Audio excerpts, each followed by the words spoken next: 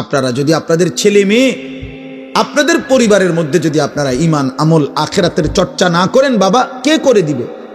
আপনার ছেলেকে আমি ঠিক করে দেব কেন? আপনার ছেলেকে মসজিদের ইমাম ঠিক করবে কেন? মাহফিলের বক্তার কাছে কয়, হুজুর বেডি উত্তরে ভালো করে কইয়া দিয়েন।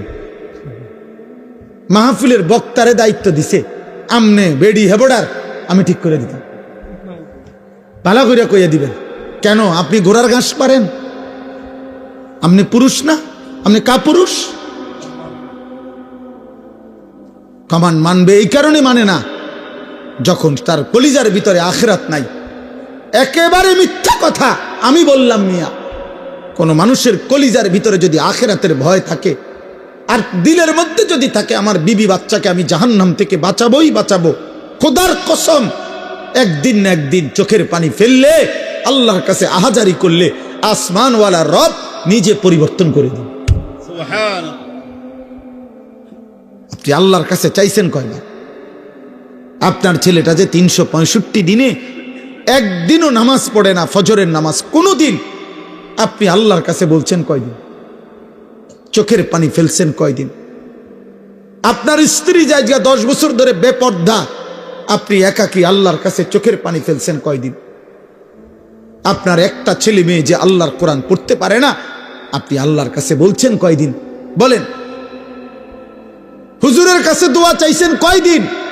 কেবল বিল্ডিং, দালান, খাট, সোফা, জমি, বিদেশ, বাতের থালা, টাকা পয়সা, এটার জন্যই শুধু দোয়া চায়। ছেলেটা বিদেশ যাইব, দোয়া করেন।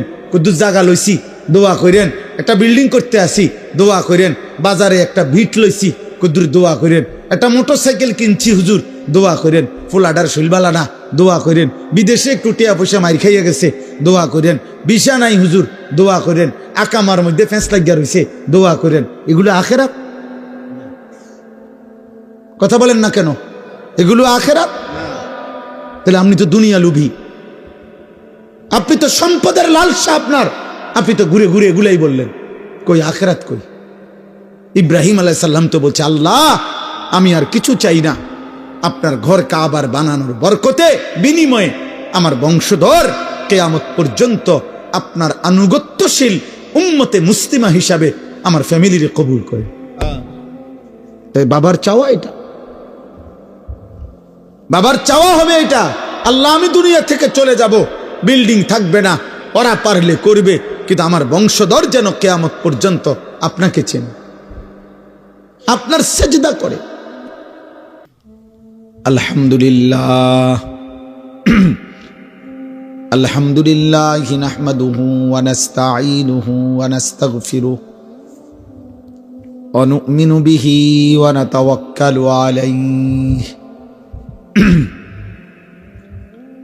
ওয়া নাউযু বিল্লাহি মিন শুরুরি আনফুসিনা ওয়া মিন সাইয়্যাতি আ'মালিনা من يهده الله فلا مضل له ومن يضلله فلا هادي له ونشهد أن لا إله إلا الله وحده لا شريك له ونشهد أن سيدنا وحبيبنا ومولانا محمدا عبده ورسوله أما بعد فأعوذ بالله من الشيطان الرجيم بسم الله الرحمن الرحيم سورة أنزلناها وفرضناها وفرضناها وأنزلنا فيها آيات بينات وأنزلنا فيها آيات بينات لعلكم تذكرون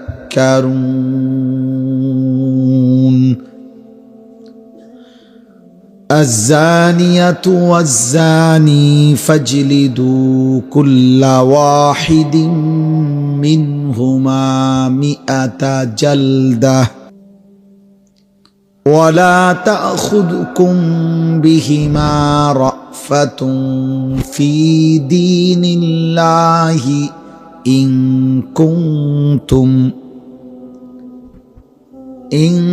كنتم تؤمنون بالله واليوم الآخر وليشهد عذابهما طائفة من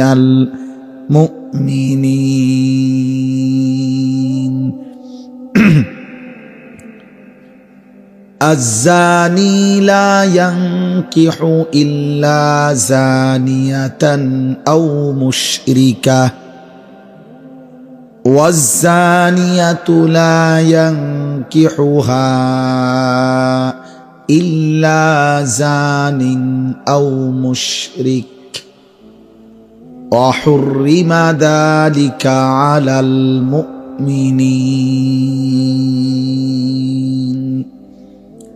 صدق الله مولانا العظيم وقال نبينا صلى الله عليه وسلم ما من أحد أغير من الله أن يزني عبده أو أن تزني أمته وقال صلى الله عليه وسلم من زنى وشرب الخمر نزع الله منه الإيمان كما يخلع الإنسان القميص من رأسه اللهم صل على محمد وعلى آل محمد كما صليت على إبراهيم وعلى آل إبراهيم إنك حميد مجيد اللهم بارك على محمد وعلى آل محمد كما باركت على إبراهيم وعلى آل إبراهيم إنك حميد مجيد سبحانك لا علم لنا إلا ما علمتنا إنك أنت العليم الحكيم الحمد لله আল্লাহ পাক রব্বুল ইজ্জত জুল জালাল ওয়াল ইকরামের ফজল করম রব্বুল আলামিনের অপরিসীম ইহসান মেহেরবানি দয়া আল্লাহ তাআলা আমাদেরকে আজ 17 ডিসেম্বর 2025 রোজ বুধবার কুমিল্লা জেলা মুরাদনগর উপজেলাধীন পাক গাজীপুর শ্রীরামপুর হযরত আয়েশা সিদ্দিকা রাদিয়াল্লাহু তাআলা আনহা বালিকা মাদ্রাসার উদ্যোগে আজকের এই তৃতীয় বার্ষিক ইসলাহি মাহফিলে আল্লাহ তাআলা আমাদেরকে আসবার বসবার আল্লাহর জন্যই জমা হওয়ার তৌফিক দান করেছেন আলহামদুলিল্লাহ। সবার কাছে আমি আবারও একবার বলতেছি, শতভাগ মনোযোগ দিয়ে আন্তরিকতা নিয়ে আল্লাহর কথা শুনেন। প্রিয় ভাই, প্রতিটা মাহফিল ছোট হোক বড় হোক আখিরাতের আশায় করা, আমার বলা আপনাদের শোনা, ইন্তেজামওয়ালাদের আয়োজন, সব কিছুর মধ্যেই মূলত একটা ছোট মাকসাদ মূল থাকে যে আমাদের যেন জীবন পরিবর্তন হয়, আমাদের মধ্যে যেন অনুভূতি আসে, ভাবনা তৈরি হয়, আমরা যেন আখেরাত নিয়ে ভাবি, নিজেকে নিয়ে ভাবি। আমার মধ্যে যেন এই অনুভূতি জাগে যে আমার মৃত্যু পরবর্তী জীবন কি হবে, গুনাহ আমার কি ক্ষতি করে, নেক আমল আমাকে কি উপকার করে, জাহান্নাম থেকে বাঁচবো কিভাবে, জান্নাতে যাব কিভাবে, আমার আল্লাহ তাআলা আমার কাছে চান কি, আমি করছি কি। এই কথাগুলো বুঝা, উপলব্ধি করা, বারবার উলামায়ে কেরাম ঘুরে ফিরে বলে থাকে এই একই কথা। মনে করেন, কল্পনা করেন কত বছর আগে আমরা আপনাদের এই শ্রীরামপুর আশপাশে ওয়াজ করছি, তো এই একই কথা। আজ কোনো নতুন কিছু নিয়ে আসছি যে চাঁদের দেশ থেকে বা মঙ্গল বিজয় করে মঙ্গল গ্রহের থেকে কোনো কথা নিয়ে আসছি, এমন কিছু না। ওই একই কথা, আখেরাতের চর্চা, কবরের কথা, পরকালের কথা, গুনাহ ছেড়ে দেওয়ার কথা, আল্লাহ তাআলার আনুগত্যের কথা। আমার মনে আছে যে ওনার নাম হলো রুক্কু মিয়া চাচা। হ্যাঁ, ওনার মাহফিলে আমি আগে অনেকবার আসছি সোনাকান্দা থাকতে। জি জি, রুক্কু মিয়া চাচা, অনেকবার ওনার মাহফিলে আমি বয়ান করছি। আজকে আসার পথে এখন বললাম যে আমাদের বাহার ভাইয়েদের মসজিদ বাড়ির সামনের যে, ওইখানে বয়ান করছি। এখানে আশেপাশে আমি অনেক জায়গায় হ্যাঁ আসছি। তাইলে বলার উদ্দেশ্য হলো ভাই, এই বছরের পর বছর আল্লাহ যেটুকু বলার তৌফিক দিছেন, মূল ফিকির আখিরাত, মূল ফিকির পরকাল। আমাদের কারো কোনো জনপ্রিয়তা দিয়ে দুনিয়াবি কোনো ফায়দা নেই, আখিরাতের কোনো ফায়দা নেই। পদ পদবী, সুনাম সুখ্যাতি, জনপ্রিয়তা, লোক বেশি লোক কম, এর মধ্যে কিচ্ছু নেই, বরং ঈমান আমলের মধ্যেই সবকিছু। একটা একটা গুনাহ ছেড়ে দেওয়ার মধ্যেই সবকিছু। ওয়াকিফুহুম ইন্নাহুম মাসউলুন, কোরআনুল কারীমের মধ্যে আছে আল্লাহ তাআলা হাসরের দিন ফেরেশতাদেরকে বলবেন, আমার একজন একজন বান্দাকে এনে আমার সামনে দাঁড় করাও, আমি আল্লাহই আমার বান্দাকে জিজ্ঞেস করব। তাইলে একজন একজন করে আল্লাহ তাআলা আমাদের প্রত্যেককে জিজ্ঞেস করবে, ইমাম সাহেবকেও, মুসল্লিকেও, বক্তা শ্রোতা সকলকে, পীর মুরিদ সকলকে, সকলকেই আল্লাহ তাআলার সামনে হিসাবের মুখোমুখি হইতে হবে। জিন্দেগির আমল নামা হাতে নিতে হবে, সারা জীবনের কর্তব্য, করণীয় কর্মকাণ্ড আল্লাহ তাআলা আমাদের হাতে তুলে দিবেন। ফায়ুনাব্বিউকুম বিমা কুনতুম তা'মালুন, আল্লাহ বলেন তিনি আল্লাহই তোমাদেরকে জানিয়ে দেবেন তোমরা সারা জীবন যা করেছো। ইয়াবাসুহুমুল্লাহু জামিআন, আল্লাহ বলেন আল্লাহই তোমাদের সকলকে কবর থেকে হাসরের ময়দানে পুনরায় উঠাবেন। ফায়ুনাব্বিউহুম বিমা আমিলু, অতঃপর যাই করেছে বান্দা সব কিছু আল্লাহ শোনাবেন। আহসাহুল্লাহু ওয়া নাসু, আল্লাহ বলেন হইতে পারে আমার বান্দা নিজে ভুলে গেছে, কিন্তু আমি আল্লাহ গুনে গুনে হিসাব করে রেখেছি। ওয়াকুল্লা শাইইন আহসাইনাহু কিতাবা, আমি সব কিছু আমল নামার মধ্যে গুনে গুনে লিখে রাখছি। বান্দা তোমার এক বিন্দু জুলুম হবে না। অহুম লা ইউজলামুন, আল্লাহ তাআলা বলছেন আখিরাতে বান্দা এক বিন্দু জুলুম হবে না, তোমার একটা নেকিও কম হবে না, তোমার একটা গুনাহ বেশি হবে না। ঠিক তুমি যা করেছো তাই, ঠিক তুমি যা করেছো তাই, কোনো কমতি বেশতি, লা যুলমাল ইয়াউম। হাসরের দিন আল্লাহ বলবেন বান্দা আজ কোনো জুলুম হবে না, আজ ইনসাফ হবে, আজ ন্যায় বিচার হবে। আজকে আমি আল্লাহ তাআলা এই পৃথিবীতে হয়তো জালেম জুলুম করে এলাকা ছেড়ে গেছে গা, এই পৃথিবীতে হয়তো জালেম জুলুম করে কবরে চলে গেছে, মজলুম মাটিতে, মজলুম হয়তো কবরে, জালেম মাটিতে। তাইলে বিচার প্রার্থী হয়তো কবরে, হ্যাঁ, আপনার যার বিচার বিবাদী সে মাটিতে। অর্থাৎ এখন তো এরকম ব্যবধান। আল্লাহ বলবেন হাসরের ময়দানে বান্দা আজ আমি সবাইকে একত্রে সামনে আছে, জালেম মজলুম, নির্যাতিত নির্যাতনকারী, সম্পদ লুণ্ঠনকারী, আবার যার সম্পদ লুণ্ঠন করছে সে, বাদী বিবাদী সব এখানে আছে। আজকে শতভাগ ইনসাফের ফয়সালা হবে,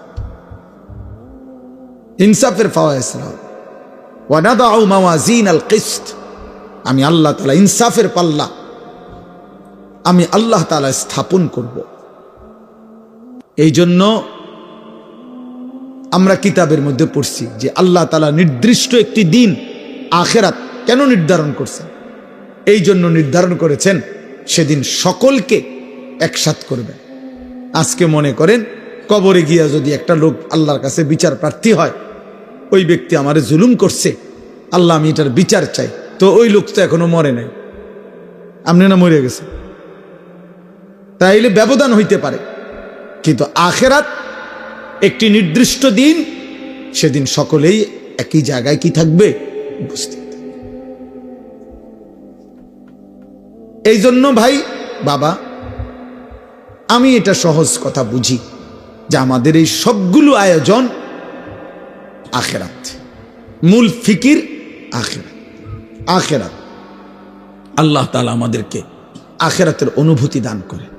তোমরা যে সমস্ত কিশোর ছেলে আল্লাহ চেনো না, রাসূল চেনো না, নামাজ চেনো না, বন্দেগী চেনো না, হালাল হারাম চেনো না, পাক নাফাক বোঝো না, মনে রাখো বাবা, আমি আবারও বলছি, শুরুতে একবার বলছি এই কথা, এই যে অসংখ্য ছেলে আছো তোমরা পাক নাফাক বোঝো না, মানে পেশাব পায়খানার পরে ইসলামী শরীয়ত যেভাবে পবিত্র হইতে বলছে তুমি সেভাবে হও না।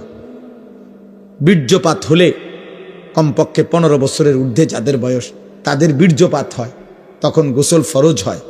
সেই ফরজ গোসল ইসলাম যেভাবে করতে বলছে ওইটা যার হয় না সে নাপাক, সে অপবিত্র, তার কাছে পাক নাফাকের কোনো পার্থক্য নেই। যার কাছে সব নারী বরাবর, মা রাস্তার নারী বরাবর, সে মাকেও দেখে, আবার রাস্তার নারীও দেখে, মোবাইলের উলঙ্গ নারীও দেখে, একে দেখা তার অনুমতি আছে না নাই এটা তার কোনো বাজ বিচার নাই, তার মনে চাইছে সে দেখবে। টাকা লাগছে, এবারে জমি বেচ্ছা কিছু লইছে, সুদে কিস্তিতে মিলাইয়া টাকা মিলাইয়া নিছে, কারণ হালাল হারাম বলতে কিছু নাই, আমার টেয়া দরকার, আমার চাহিদা পূরণ হওয়া দরকার, আমি নারী দেখা দরকার, মন চাইছে আমি টেলিভিশন দেখলাম, আমার মন চাইছে।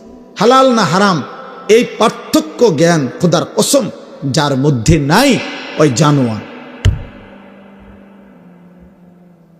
ওই কি পুরুষ হোক আর নারী হোক, আমি হই আর আপনি হোক,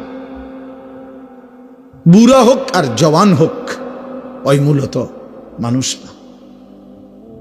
মানুষকে আল্লাহ তাআলা সর্বোচ্চ আকল দিয়েছেন, আকলে তাম, পূর্ণ বিবেক বুদ্ধি আল্লাহ মানুষকে দিয়েছে। তাহলে পূর্ণ বিবেক থাকার পরেও বিবেককে যে পার্থক্য করতে দেয় না ওই মূলত মানুষ না। এজন্য কোরআনুল কারীমের মধ্যে বহু আয়াতে কথা আল্লাহ বলছে, উলাইকা কাল আনআম, আল্লাহ তাআলা বলছে এই নাফরমান এই জানোয়ারের মতো, বাল হুম কাল আনআম ইনহুম ইল্লা কাল আনআম, আল্লাহ বলেন নাফরমান মনের চাহিদা পূরণ করে, তার পরিচয় আর কিছুই নয়, শুধুই জানোয়ার। ওয়াত্তাবা হাওয়াহু ফামাসালুহু কামাসালিল কালব, আল্লাহ বলছে যে মনের চাহিদার অনুসরণ করে তার উদাহরণ কুত্তার মতো, কামাসালিল কালব, কুত্তার মতো, কুকুর। এটা সাংঘাতিক বিষয়, অনেক আয়াত আছে কোরআন শরীফে। আল্লাহ তাআলা বলেন শয়তান প্রত্যেক নাফরমান পাপীকে গুনাহ করাইতে বারবার বলে, যখনই সে গুনাহ করে সাথে সাথে শয়তান ঘোষণা করে আমি তোমার থেকে মুক্ত, আমি আল্লাহকে ভয় করি। কি কেমন বাটফার, চিন্তা করছেন শয়তান কেমন শয়তান? শয়তান নিজে কি পরিমাণ শয়তান চিন্তা করে, তে হইতে আমনেরে কি পরিমাণ শয়তানি করেন, তে নিজে তো শক্ত শয়তান। সে বলে এই যে আমি দেখাই আপনাদেরকে, এইখানে আছে কামাসালিশ শাইতান, আল্লাহ তাআলা বলেন ইজ ক্বালা লিল ইনসানি কফুর, শয়তান যখন মানুষকে বলে আল্লাহর নাফরমানি করো, ফালাম্মা কাফারা, যখনই সে নাফরমানি করে, ক্বালা ইন্নী বারীউম মিনকা, সাথে সাথে বলে আমি তোমার থেকে পবিত্র, আমি তোমার লগে নাই। ইন্নী আখাফুল্লাহ রাব্বাল আলামিন। তারে আকাম করাই আবার তে নিজে কয় আমি আল্লাহরে ভয় করি। কি মন ডাকাত চিন্তা করছেন? তারে দিয়ে চুরি করাইয়া এখন হইতে কয় না আমি চুরি করতাম না, আমি আল্লাহরে ভয় করি। তুমি করো। ফাকানা আকিবাতাহুমা আন্নাহুমা ফিন্নারি খালিদাইনি ফিহা। আল্লাহ বলেন আমি আল্লাহ বলে দিলাম শয়তান এবং তার অনুসারী উভয়ের পরিণতি অনন্তকালের জাহান্নাম। ওয়াদালিকা জাযাউজ জালিমিন। আর এটাই জালেমের প্রতিদান। অতএব এটা বুঝতে শেখো, বাবারাও বুঝতে শিখেন, পর্দার আড়ালের যারা মা বোন আছেন বুঝতে শিখেন, বুঝতে শিখেন। সবাই সবার জায়গায় খামখেয়ালি করবেন না, আলাদা আলাদা। এই ছেলে, এই বেটা, এই সাদা জ্যাকেটওয়ালা, তোমারে বলছি তুমি এখানে বৈশা না হাসা বাইরে চলে যাও। ওঠো এখান থেকে বেটা, ফালতু কোথাকার। তোমারে শুনতে কেউ জোর করছে নাকি বয়ান? এদিক এদিক চাইতে মনে হচ্ছে আমি বুঝছি না। হ্যাঁ রে বেটা, ভাত খাইয়া বড় হয়েছি, চিরা খাইয়া না। আমি আগেই বললাম না, আমার তো জনসমর্থন দরকার নেই। আমার একজনও খামখেয়ালি করবেন না, বললাম। যার কষ্ট হয় আমি তো অনুমতি দিছি, চলে গেলে কোনো আপত্তি নেই, কোনো সমস্যা নাই। আমি সেই মানুষ যে মানুষ 4 জন মানুষের সামনে বয়ান করছি। আমার কথা আমার মনে আছে না? আমি 10 জন মানুষের সামনে বয়ান করছি। আমি গড়ির ঘন্টায় 4 ঘন্টা টানা বয়ান করছি, আলহামদুলিল্লাহ। হ্যাঁ, কাজেই এটা কোনো বিষয় না, এটা কোনো অসুবিধা না। আল্লাহর কথা ভাইয়া মনোযোগ দিতে হবে। গাফেল 1000 বছরেও তার জীবন বদলায় না। এই ছেলে পেলে অনেক ছেলে তোমরা আজকে অভিভাবকের খামখেয়ালির সুযোগ পেয়ে তোমরা নিজেকে মুক্ত, স্বাধীন, আজাদ মনে করছো। এর মূল কারণ হলো অভিভাবকের গাফলত। অভিভাবক কিছুই বলে না, যার ফলে ছেলেটা নিজের মতো হাসে, নাচে, লাফায়, ফুর্তি করে, মন চাইলে নাচ দেখে, নর্তকী দেখে, জিনা ব্যভিচারের দৃশ্য দেখে, অসৎ বন্ধুদের সাথে আড্ডা দেয়, কি বলে, কি করে, কি খায়, কোথায় চলে, কি দেখে। আমার তো অনেক আফসুস মনে। এমন যুবক আছে আপনাদের, এমন অনেক কিশোর ছেলে একসাথে বসে এমন উলঙ্গ ছবি দেখে, কোনো কুত্তাও এটা দেখে না। এমন বিশ্রী কথা বলে, কোন কুত্তার জবান দিয়া এত নোংরা কথা বের হবে। একজন মনে করেন মন চাইছে একটার লাথি দিয়া লাইছে, একটার শার্ট ধরে টান দিয়া লাইছে, মানে পাগলামি আর কি। কারণ অভিভাবক নাই, যে কেউ যে টানে টেনে ধরবে এমন কেউ নাই, কেউ যে ফেরাবে এমন কেউ নেই। ছেলে ছেলের মতো, মেয়ে মেয়ের মতো। মেয়ের নিজের কাছে যেটাই পছন্দ হয় ও ওইটাই পড়ে, ওইটাই তার সাজ। তাইলে তার বাবার কি দরকার ছিল? স্ত্রী যদি নিজের মতোই সাজে তো স্বামীর কি দরকার ছিল? স্বামীর কি দরকার ছিল? জীবন মানে যদি যৌন চাহিদা পূরণ হয় তার বিবাহের কি দরকার ছিল? এটা তো পথে ঘাটেই পূরণ করা যায়, পথে ঘাটেই পূরণ করা যায়। তা আল্লাহ তাআলা একটা বিবাহ, একটা পরিবার, একটা সম্বন্ধ, এই সব কিছু দিচ্ছেন এই জন্য যে এটা শুধু যৌন চাহিদা পূরণ নয়, লজ্জাস্থানের চাহিদা পূরণ নয়, বরং একটা জীবন গঠন, একটা পরিবার গঠন। এটা একটা পরিবার হবে, এই নারী পুরুষ স্বামী স্ত্রী একত্র হবে। এটা শুধু আপনার যৌন চাহিদা না, বরং এর মধ্যে একটা পরিবার, একটা বংশ, একটা সংসার, একটা আগামী প্রজন্ম, এইভাবে একটা সিলসিলা নতুন করে জারি হবে। আমার মা, আমার বাবা, তো তাদের সম্বন্ধ, তো তার বরকতে আমরা 5 ভাই আলেমে দ্বীন হইছি। 3 বোন দিনদার স্বামীর কাছে বিবাহ দেওয়া হয়েছে। 5 ভাই 3 বোনের বর্তমানে 30-34 জনের মতো ছেলে মেয়ে সব মাদ্রাসায় পড়তেছে। তো সেটা ওই বাবা মার কঠিন সিদ্ধান্ত ছিল। তাহলে একটা জেনারেশন, একটা ফ্যামিলি। হযরত ইব্রাহিম আলাইহিস সালাম আল্লাহর ঘর কাবা পুনর্নির্মাণ করে ইসমাইলকে সাথে নিয়ে বাবা পুত্র মিলে দোয়া করছে, আল্লাহ আপনি আমাদেরকে ওয়ামিন যুররিয়াতিনা উম্মাতাম মুসলিমাতাল লাক। অনেকগুলো দোয়া, এর মধ্যে এটা একটা দোয়া যে আল্লাহ কিয়ামত পর্যন্ত আমাদের বংশধারায় আপনি এমন মানুষ রাখবেন যারা আপনার আনুগত্যশীল মুসলিম, এমন জাতি কিয়ামত পর্যন্ত আমার ফ্যামিলিতে রাখেন।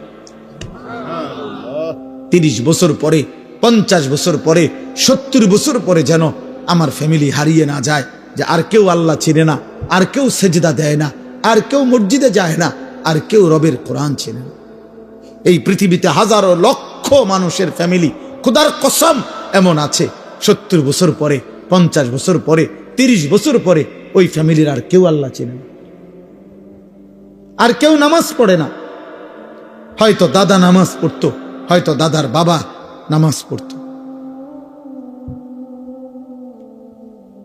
আমাদের ইন্ডিয়ার একজন বড় বুজুর্গ আওলাদে রসুল সৈয়দ আরশাদ মাদানী হযরত একবার এটা বলছিলেন, এক দেশে সফরে গিয়ে একটি ছোট্ট গ্রামের পাশে ওনারা গাড়ি থামাইয়া নামাজের ওয়াক্ত হইছে, তো নামাজ পড়ছেন। তো নামাজ যখন রাস্তার পাশে রুমাল বিছাইয়া ওনারা 4 জন যখন নামাজ পড়ছেন, তো ওই রাস্তার পাশের বাড়ির ভিতর থেকে একজন বৃদ্ধা নারী, 90-92 বছর বয়স্কা নারী, বুড়া মানুষ, লাঠি ভর দিয়ে ওনাদের কাছে এসে জিজ্ঞেস করছে যে তোমরা এটা যা করলা এখন কি করলা এটা? তো ওনারা বুঝাইয়া বলছেন যে এটা আমাদের রবের প্রার্থনা, ইবাদত, নামাজ। তখন ওই বৃদ্ধা নারী চোখের পানি ফেলে কাইন্দা বলছে, ওনার ওই আল্লাহওয়ালা বলছেন যে ওই বৃদ্ধা নারী চোখের পানি ফেলে বলছে, তোমাদের এই দৃশ্য দেখে আমার মনে পড়তেছে ছোট্টবেলায় আমি যখন পিচ্চি ছিলাম আমার দাদি নানিরা এরকম করত। আমার দাদি নানিরা এমন করতেন। আজ সময়ের ব্যবধানে তারা ভুলে গেছে, ওই চিনতেছে না নামাজ কি। মনে করেন 60 বছর, 50 বছর যখন, 30 বছর যখন কোনো ফ্যামিলিতে হালাল উপার্জনের কোনো কথা হয় না, তো একদিন সব হারাম, একদিন নাতি ফুত সবে বুঝবো যে সুদের ব্যবসা, কিস্তির ব্যবসা, বাটফারির ব্যবসা, এটাই জীবন, এটাই। একটা ছেলে যদি 40 বছর, 30 বছর, 20 বছর জন্মের পর থেকে সে যদি ছোট্টবেলায় বুঝ হওয়ার পর থেকেই দেখে তার বাপ, দাদা, চাচা, ভাই সব বিড়ি সিগারেট খায়, এই ছেলেটা বুঝবে এটাই জীবন, এটাই জীবন। একটা মেয়ে যদি বুঝ হওয়ার পর থেকে দেখে তার মা বেপরদা, চাচার লগে কথা কয়, ভাসুরের সাথে কথা বলে, যে কোনো মানুষের লগে কথা কয়, রাস্তাঘাটে চলাফেরা করে, তো খোদার কসম ওই মেয়ে এটাই শিখবে যে এটাই জীবন, এটাই জীবন। এই জন্য আজকে আমি প্রথম আপনাদের কাছে এই বালিকা মাদ্রাসা মুসলমানের মেয়েদেরকে দিন শিখায়, মুসলমানের ছেলেদেরকে আলাদা দিন শিখায়। এই ব্যবস্থাপনা আমাদের হক্কানি রব্বানি উলামায়ে কেরামের, যে মুসলমানের কন্যা আলাদা দিন শিখবে, মুসলমানের ছেলে আলাদা দিন শিখবে, যেন কোনো পর্যায়ে কোনোভাবে গুনার কোনো স্পর্শ যেন না হয়। কারণ ছেলে মেয়ের, নারী পুরুষের নির্দিষ্ট সময়ে একত্র হওয়া বিবাহের মাধ্যমে, এটা আল্লাহ তাআলার এমন চূড়ান্ত, এমন একটা নিয়ামত। এই নিয়ামতের বরকতে প্রজন্মের পর প্রজন্ম, যদি আব্দুল কাদের জিলানীর বাবা মা একত্র না হতেন তো জামানার এই আউলিয়া কোত্থেকে আসত? যদি বাইজিদ বুস্তামির মা বাবা একত্র না হতেন তো বাইজিদ বুস্তামি নামের এই জামানার বিখ্যাত বুজুর্গ কেমনে আসত বলেন? এজন্য নারী পুরুষ, স্বামী স্ত্রীর পবিত্র বন্ধন, এটা গুরুত্বপূর্ণ একটি সমাজের দায়িত্ব। এটা ছেলেদের আখলাকের হেফাজত করা, মেয়েদের আখলাকের হেফাজত করা। একটি পরিবারের প্রধান, খোদার কসম, বাবা মার প্রথম দায়িত্ব তার পরিবারের ছেলে মেয়েদের ঈমান, আমল, আখলাকের হেফাজত করা। আল্লাহর নবী সাল্লাল্লাহু আলাইহি ওয়াসাল্লাম বলছেন, তোমরা তোমাদের সন্তানের বয়স যখন 10 বছর হয়, ওয়াফাররিকু বাইনাহুম ফিল মাদাজি'। আল্লাহর নবী সরাসরি বলছেন, তোমাদের সন্তানের বয়স যখন 10 বছর হয় তোমরা বিছানা আলাদা করো। স্পষ্ট নিষেধ ইসলামী শরীয়তের মধ্যে যে 10 বছর বয়সী দুই ভাই, আপন দুই ভাই, এক লেফ কম্বলের নিচে শোয়া স্পষ্ট নিষেধ। 10 বছর বয়সী দুই বোন, ভাই বোন, আপন ভাই বোন একত্রে এক বিছানায় শোয়া সম্পূর্ণ নিষেধ। অথচ স্বাস্থ্য ভাই, জ্যাঠতো ভাই, আত্মীয় স্বজনের বিয়ার বাড়ি, 8 বছর, 10 বছর, 12 বছরের জি ফুট ফুলাফান সব ডিরে এক লগে হতায় দিয়ে গেছে, সব ডি শুয়ালা একসাথে। হায় রে মুসলমান, এত অসভ্যতা করে আল্লাহ পাওয়া যায়? এত অসভ্যতা করে সুখ পাওয়া যায়? ইসলাম একেবারে ছোট্ট কোলের বাচ্চাটার পর্যন্ত নজরদারি রাখছে। নবী সাল্লাল্লাহু আলাইহি ওয়াসাল্লাম এত গুরুত্ব দিছে যে একটা বাচ্চার নাম এত গুরুত্বপূর্ণ যে আজীবন নবীজি যখনই কারণ নাম শুনছেন এলোমেলো, আল্লাহ নবী তৎক্ষণাৎ সুন্দর নাম ঠিক করে দিছে। এখন ঠিক করো, এখন ঠিক করো। নামের সাংঘাতিক প্রভাব। বুজুর্গানে দিন বলে, মানুষের বক্তব্যের, মানুষের লিখনির শিরোনাম দেখেই বোঝা যায় ভিতরে কি হবে। কোন মানুষের নাম শুনেই বোঝা যায় তার ঘর, তার পরিবার, তার ফ্যামিলির রুচি, ঈমান, আমল, আখেরাত, তাদের ফিকির কেমন। নামে তুইছে রিফন, নামে তুইছে লিটন, নামে তুইছে সফন, তো তার বাবার ভিতরে, মার ভিতরে আখেরাত পরকাল কদ্দুর আছে এটা তো শুনলেই বোঝা যায়। নাম শুনেই তো আন্দাজ করা যায়।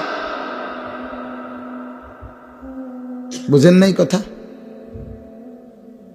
নামেই তো লিফি, নামেই সোনালি, হ্যাপি, তো নাম শুনেই তো আন্দাজ করা যায় মা বাবার কলিজার ভিতরে আখেরাত আছে কিনা। এটা আল্লাহর নবী বলছেন। একটি বাচ্চার হক, অধিকার তার সুন্দর নাম। নামের সাংঘাতিক আসর, প্রভাব।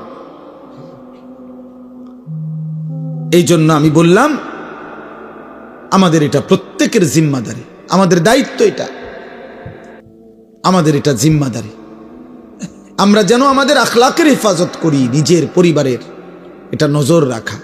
আপনারা যদি আপনাদের ছেলে মেয়ে, আপনাদের পরিবারের মধ্যে যদি আপনারা ঈমান, আমল, আখেরাতের চর্চা না করেন, বাবা কে করে দিবে?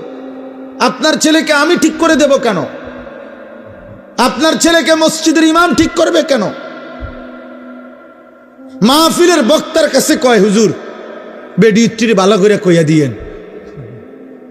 মাহফিলের বক্তারে দায়িত্ব দিছে, আমনে বেডি হেবডার আমি ঠিক করে দিতাম, ভালো করে কইয়া দিবেন। কেন? আপনি ঘোড়ার ঘাস পারেন? আপনি পুরুষ না? আপনি কাপুরুষ? কমান্ড মানবে এই কারণে মানে না যখন তার কলিজার ভিতরে আখিরাত নাই। একেবারে মিথ্যা কথা আমি বললাম মিয়া। কোন মানুষের কলিজার ভিতরে যদি আখিরাতের ভয় থাকে আর দিলের মধ্যে যদি থাকে আমার বিবি বাচ্চাকে আমি জাহান্নাম থেকে বাঁচাবোই বাঁচাবো, খোদার কসম একদিন না একদিন চোখের পানি ফেললে, আল্লাহর কাছে আহাজারি করলে আসমানওয়ালা রব নিজে পরিবর্তন করে দিন। সুবহানাল্লাহ।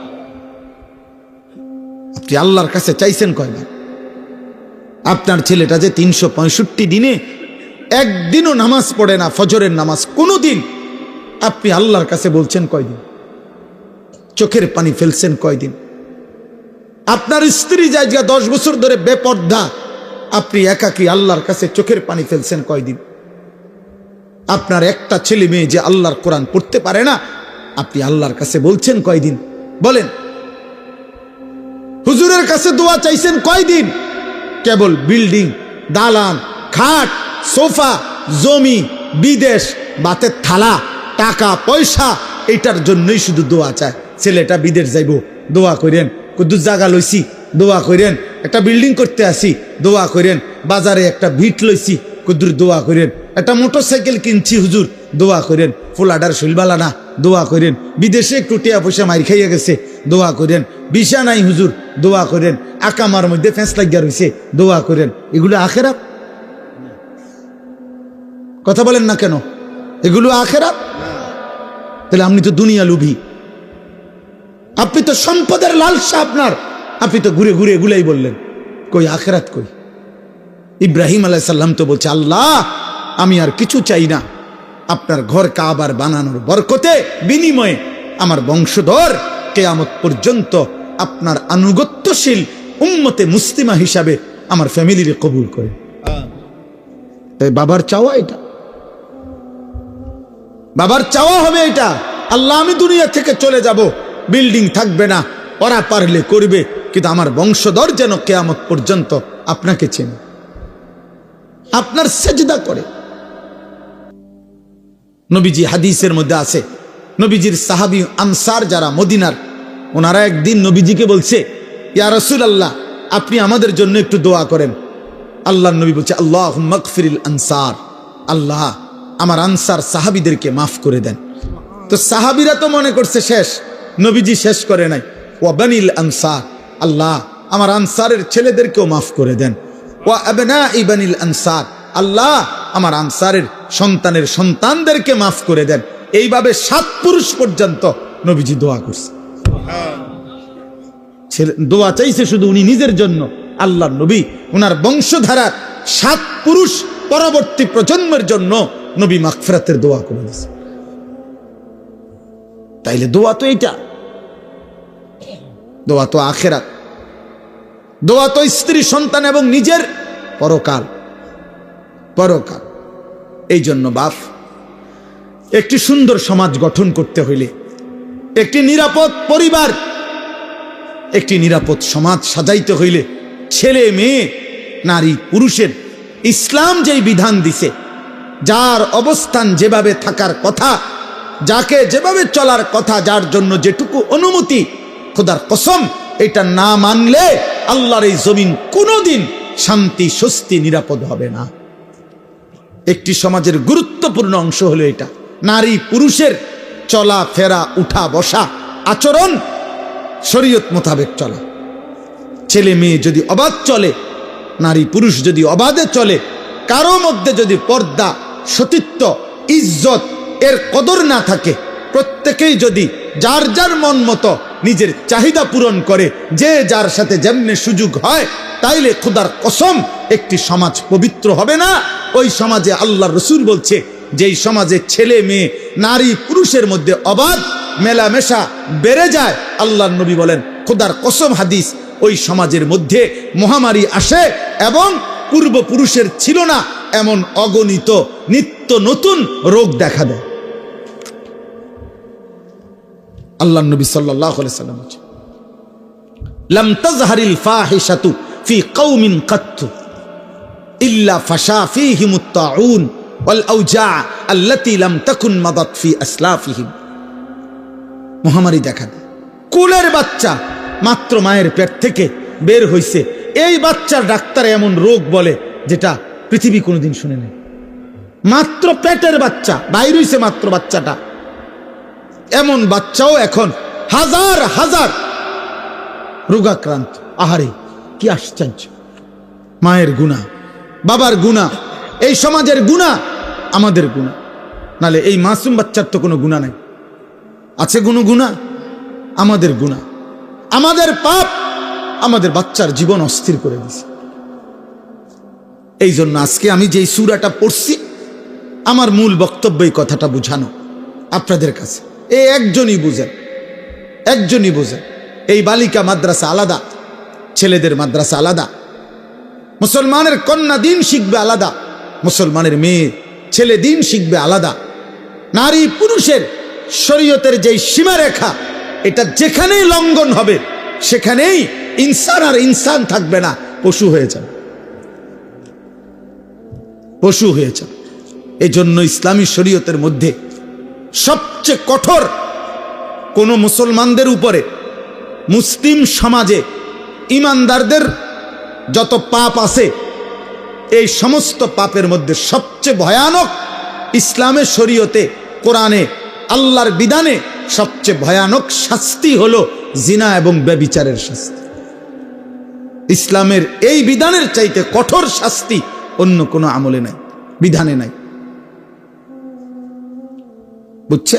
ইসলামে যত শাস্তি আছে তার মধ্যে ব্যভিচারের শাস্তি, নারী পুরুষ ছেলে মেয়ের অবাধ মেলামেশা, এটার শাস্তি সবচেয়ে জঘন্য। এই জন্য আসমানের নিচে জমিনের উপরে মুসলমানের দ্বারা হতে পারে সবচেয়ে জঘন্য পাপ কোনটি? জিনা, ব্যভিচার। ব্যভিচার আল্লাহ তাআলা এটা কোনোভাবে মেনে নেয় না। হাদিসের মধ্যে আছে, আমি যে হাদিস পড়ছি, মা মিন আহাদিন আগিয়ারু মিনাল্লাহ আন ইয়াজনিয়া আবদাহু আও আন তাজনিয়া আমাতাহু। নবীজি বলেন, আল্লাহ তাআলার সবচেয়ে বেশি গুসা হয় জমিনের কোন পাপে? আল্লাহ বলেন, কোন পুরুষ যখন, নবী বলেন, কোন পুরুষ যখন জিনা করে, কোন নারী যখন জিনা। আজকে আপনাদের এই ছেলেদেরকে জিজ্ঞেস করেন যে বাবা, আল্লাহকে সাক্ষী রেখে বলো, এই মুশরিক বেঈমানের মতো এই ফ্যাশনেবল চুল তুমি রাখছো কারে দেখাইতে? গরুরে দেখাইতে, না ছাগল রে, না বুড়া মানুষের দেখাইতে? বলবে তার কলজা ছিঁড়ে আপনি বের করলে দেখবেন কোন মেয়েকে দেখাইতে, আর কোনো কারণ নেই, আর কোনো কারণ নাই, আর কোনো কারণ। এই সমস্ত ছেলে যুদ্ধ করে মাত্র 16 বছর বয়স, রাতভর দিনভর সারাটা দিন এই মোবাইলে আসক্ত, মোবাইলটা ছাড়তে চায় না, মার লগে যুদ্ধ করে, বাবার সাথে যুদ্ধ করে, প্রয়োজনে ঘর ছেড়ে দিবে, প্রয়োজনে মা বাবার সাথে চোখ রাঙ্গাবে, কারণ তার মোবাইল তার লগে থাকতে হইব 24 ঘন্টা। তার জিজ্ঞাসা করেন, তার কলিজাটা খুলে দেখেন, তার কলিজাটার ভিতরে নারীর আসক্তি, জিনার ব্যভিচারের আসক্তি, সারা রাত উলঙ্গ ছবি আর নর্তকী দিনভর দেখার জন্য এই হাইওয়ান 24 ঘন্টা মোবাইল ব্যবহার। আর কোন 16 বছরের কোন বাচ্চার 24 ঘন্টা বড় মোবাইলের কোনো দরকার নেই। 18 বছরের একটা ছেলের এত লম্বা টাইম মোবাইলের দরকার নেই। বলে পড়ালেখার কাজ আছে, তো পড়ালেখার কাজ রাত 12টার পর থেকে সকাল 8টা পর্যন্ত তোর কোন পড়ালেখা? ওই সময় জমা দে তোর বাপের কাছে এটা। হ্যাঁ, এখন বলে হ্যাঁ আমি জমা দিলাম, এখন জমা দে, তোর মায়ের কাছে জমা দে। ওই প্রয়োজনে মারে গুলি করব, ওই প্রয়োজনে বাপেরে গুলি করবে, কিন্তু মোবাইল দিবে না। কারণ এর মধ্যে যে তার নারী, এর মধ্যে যে তার উলঙ্গ ছবি। আপনারা দেখেন না আপনাদের ছেলেদের মাত্র 16 বছর, 18 বছর না হতে সাফা ভিতরে ঢুকে গেছে, কালো চেহারা, বেনামাজি, নিকৃষ্ট। আরে বেনামাজি, খোদার কসম, যে ব্যক্তি জিনায় আসক্ত, যার নামাজ ছুটে যায় বেশি, তার ভিতরে নিশ্চিত নারীর প্রচন্ড হারাম আসক্তি, এটার অভিশাপ। এই অভিশাপের কারণে আমরা কিতাবে পড়ছি, হারাম প্রেম, হারাম ইস্ক, হারাম ইস্ক মানুষকে নামাজ ছুটায় দেয়, আল্লাহ ভুলায় দেয়, মুশরিক বানায় দেয়, মুশরিক। আমার কাছে কিতাব আছে, শিরিকওয়ালা বানায় দেয়। ওই তখন বলে আমি তোমাকে ছাড়া আর কিছু বুঝি না। তার মানে আল্লাহও চিনি না, আমি নবীও চিনি না, আমি মার ইজ্জত বুঝি না, আমি আমার ধর্ম চিনি না, আমি আল্লাহ খোদা কিছু বুঝি না, আমি তোমারে বুঝি। এ তো মুশরিক, এ তো বেঈমান।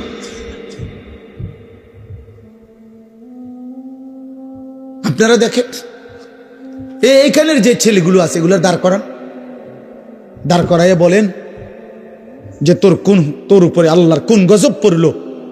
এক ওয়াক্ত নামাজ পড়লি না কেন? তোর বাবা মুসলমান না? তোর মা মুসলমান না? তোর মা তোরে বুকের দুধ পান করায় নাই? তোর গ্রামের কেউ তোরে বলে নাই তুই মুসলমান? তোর মক্তবের হুজুর তোকে বলে নাই মুসলমান? তোরে কেউ আল্লাহ চিনায় নাই না ফরমান? 16 বছর বয়স, এত বড় গাদ্দার হয়ে গেলি? মাত্র 16 বছর বয়সে যদি একটা মুসলমানের বাচ্চা এত বড় ঘাটতেরা হয় যে আল্লাহকে একটা সেজদা দেয় না, এই হাইওয়ান 40 বছর বয়সে তো দাজ্জাল হয়ে যাবে।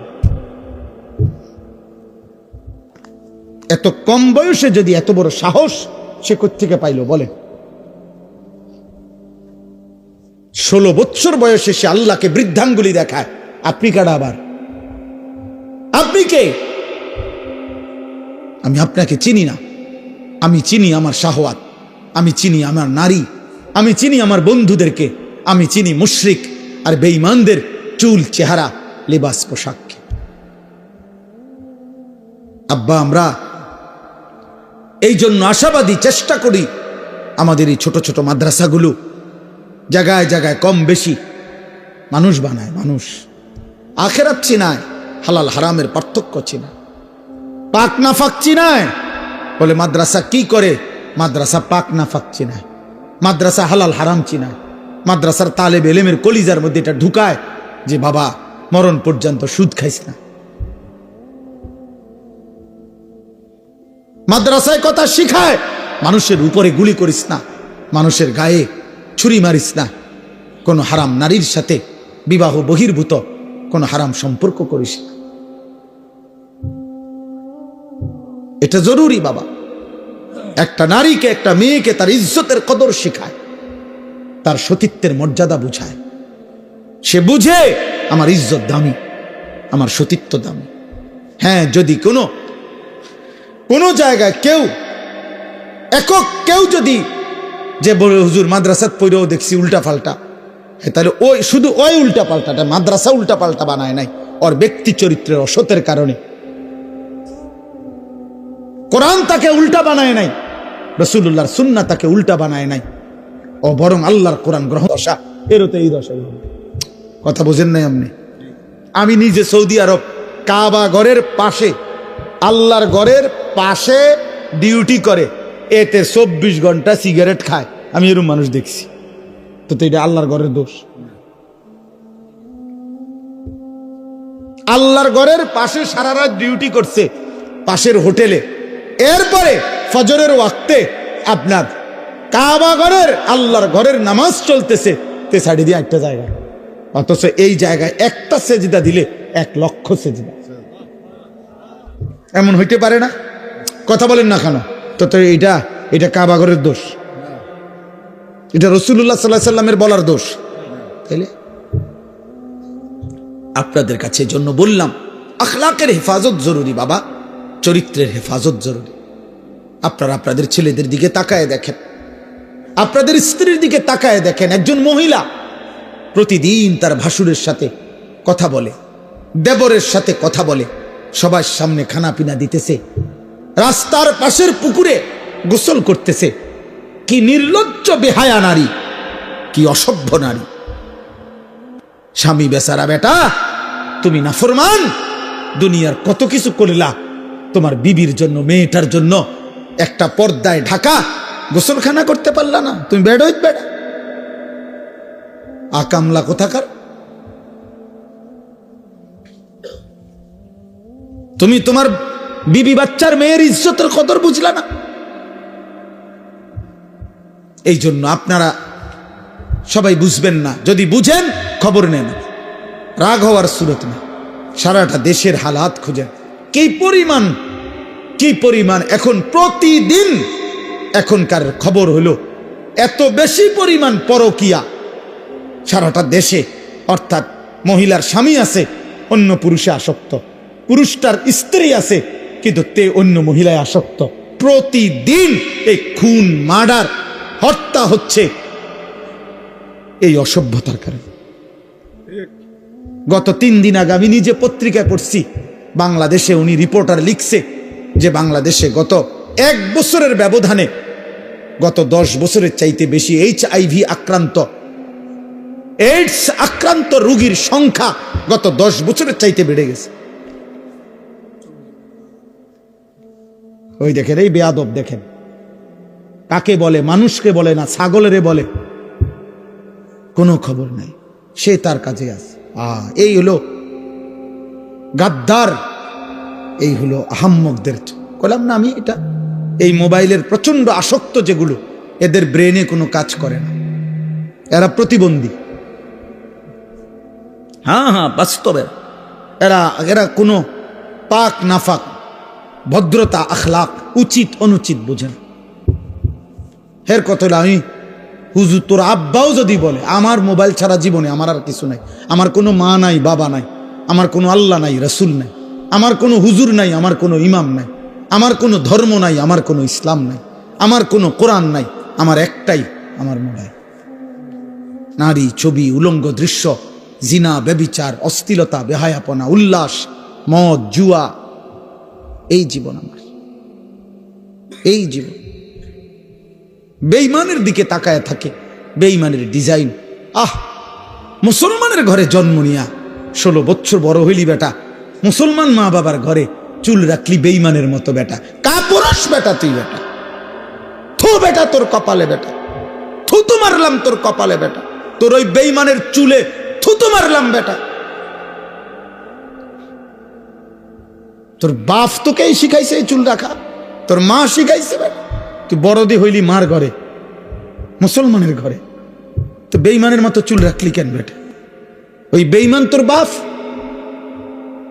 ওই বেঈমান তোর চাচা, ইউরোপের ফুটবল খেলোয়াড় ওই তোর বাপ বলেন, তাইলে সে তার মতো চুল রাখবে কেন?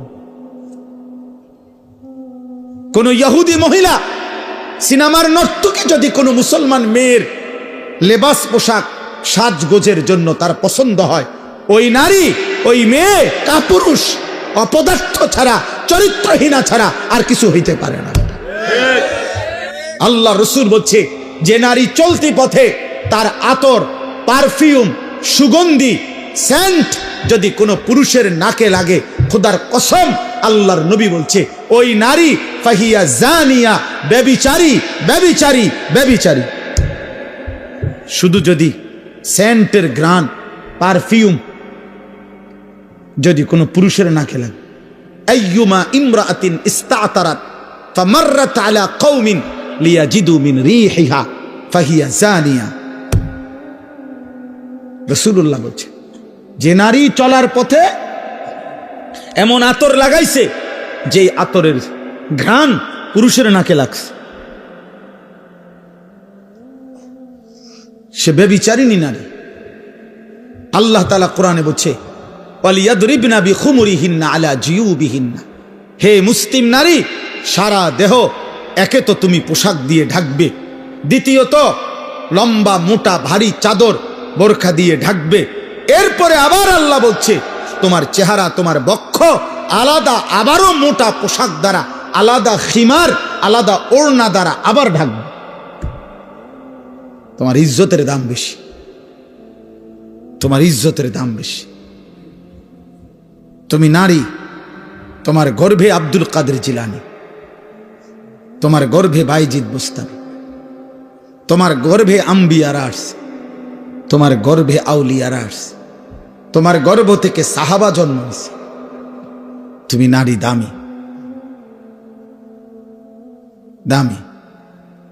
হরিণের মৃগনাভি কস্তুরী খুব দামি, এজন্য হরিণ থাকে জঙ্গলের সবচেয়ে গোপন জায়গায়। হরিণ কোনোভাবেই কারো চোখে পড়তে চায় না, কারণ সে বুঝায় আমি বড় দামি, আমার উদরে মানে আমার ভিতরে অনেক দামি নিয়ামত আল্লাহ রাখছেন, মৃগনাভি কস্তুরী। ঠিক আল্লাহ তাআলা বলছে নারী তুমি দামি, তোমার গর্ভে আমি আল্লাহ তাআলা জামানার বড় মুজাদ্দিদ, জামানার বড় আউলিয়া মুজাহিদ আলেম উম্মতের বড় খাদেম আমি তোমার গর্ভ থেকে দেব, তা যে তুমি দামি। তুমি রোডে যাইও না, তুমি রাস্তার যাইও না, তুমি মানুষের বেড়ায় দেখাইও না, তুমি শরীর প্রদর্শন করো না। আল্লাহ নিষেধ করছে ওয়ালা তাবাররাজনা তাবাররুজাল জাহিলিয়াতিল উলা, হে নারী তোমরা অজ্ঞ নারীদের মতো তোমরা নিজেদের সৌন্দর্য প্রদর্শন করো না, করো না। ওয়ালা ইয়াদরিবনা বিআরজুলিহিন্না লিউলামা মা ইউখফিনা মিন জিনাতিহিন্না, আল্লাহ তাআলা বলেন হে মুসলিম নারীগণ জমিনের মধ্যে তুমি এভাবে হেঁটো না যে একটু জোরে একটু ঠাস ঠাস করে একটু ভঙ্গিমা করে হাঁটার কারণে তোমার দেহের অবস্থান শরীরের অবস্থান তোমার অলংকারের অবস্থান ঝংকার আওয়াজ পর পুরুষে শুনতে পায়, এটাও তুমি করবা না। আমি আল্লাহ নিষেধ করলাম, নিষেধ করলাম। আল্লাহ নিষেধ করছে, ওয়ালা ইউবদিনা যিনাতাহুন্না, তোমার সৌন্দর্য তুমি প্রকাশ করো না। আল্লাহ তাআলা বলছেন, কত আয়াত যে কোরআনে বলছেন, কত আয়াত।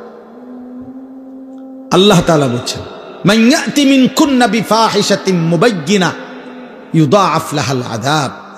আল্লাহ বলছে, হে মুসলিম নারী, আমি আল্লাহ বললাম, তোমার দ্বারা যদি প্রকাশ্যে কোনো অশ্লীলতা ছড়ায়, তোমারে দেখা যদি কোনো ছেলে নষ্ট হয়, তোমারে দেখা যদি কোনো পর পুরুষ ছেলে চরিত্রহীন হয়, মেয়েটা নারী, তো আল্লাহ বলেন আমি কিন্তু তোকে প্রত্যেকটা পাপের ডবল ডবল দ্বিগুণ দ্বিগুণ শাস্তি দেব।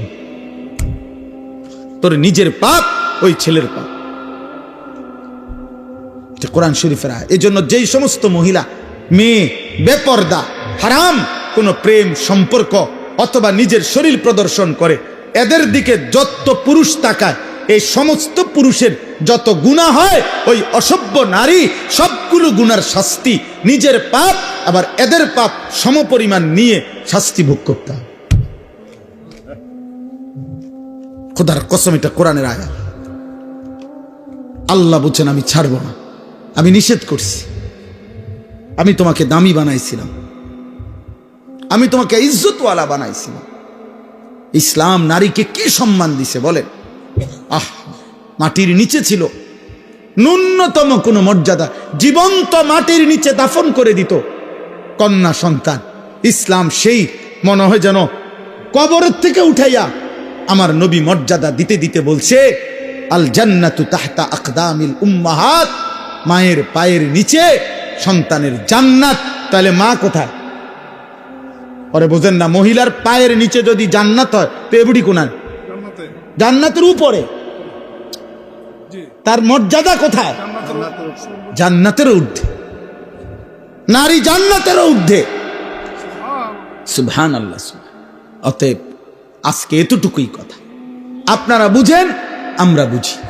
আমাদের এই বালিকা মাদ্রাসা, আমাদের ছেলেদের মাদ্রাসাগুলো, আমরা আখিরাত শিখাই, আমরা চরিত্র শিখাই, আমরা আখলাক শিখাই, আমরা ইমানের হেফাজত করতে বলি, আমরা আখলাকের হেফাজত করতে বলি। আল্লাহ আমাদেরকে বুঝ দান করেন, আল্লাহ আমাদেরকে কবুল করে নেন। দেখেন, এবার আমি যেটুকু আয়াত পড়ছি, এবার শুধু তর্জমাটুকু শুনেন, তাইলে কথা শেষ। কোরআনুল কারীমের 18 নম্বর পারা, 24 নম্বর সূরা, সূরা নূর। এই সূরা আল্লাহ তাআলা কি বলছে শুনেন, অত্যন্ত গুরুত্বপূর্ণ কোরআনের সূরা। আল্লাহ তাআলা বলেন, বিসমিল্লাহির রহমানির রহিম। কথা বলো না, কথা বলো না। আল্লাহ তাআলা বলেন, এই দেখেন 3টা আয়াত পড়ছি মাত্র, 18 নম্বর পারা, 24 নম্বর সূরা। সহজ, আপনি বুঝবেন, সহজ কথা। আল্লাহ তাআলা বলেন, সূরাতুন আনজালনাহা, এই সূরাটি আমি আল্লাহ নাজিল করেছি। পুরা কোরআন কে নাজিল করছে? এই সূরাটা কে নাজিল করছে? তো আল্লাহ এরপরও আবার বলতেছে, এই দেখো, এই সূরাটা কিন্তু আমি নাজিল করছি, আমি আল্লাহ নাজিল করছি, খামখেয়ালি করো না। আমি আল্লাহ, আমি তোমার রব, আমি তোমার সৃষ্টিকর্তা, আমি তোমার হিসাব গ্রহণকারী, আমি কিন্তু ফায়সালাকারী।